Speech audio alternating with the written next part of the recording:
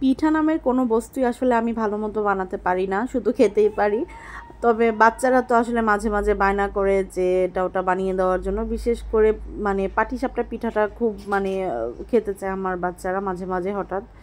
তো সেজন্য একটু ট্রাই করি, হয়তো তেমনভাবে হয় না, তবে মানে কাজ চালানোর মতো, যেটাকে আসলে বলে যে নাই মামার চেয়ে কানা মামা ভালো, ঠিক তেমনটাই। তো আজকেও তেমনই বানাচ্ছিলাম, তো একটু শেয়ার করলাম।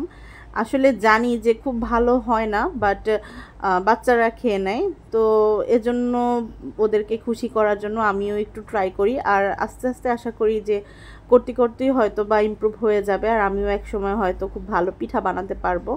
তো এমনভাবে আরও অনেক কিছু দেখা যায় মাঝে মাঝে ট্রাই করি, তো সেই জিনিসগুলো তোমাদের সাথে শেয়ার করব আস্তে আস্তে। তো আজকে পাটিসাপটা পিঠাটাই শেয়ার করলাম, আর কেমন লাগলো একটু বলো। আসলে রোল করার পরে কিন্তু ভিতরে যে কেমন হয়েছে শেপটা তেমনভাবে বোঝা যায় না, খেতে মোটামুটি খারাপ না।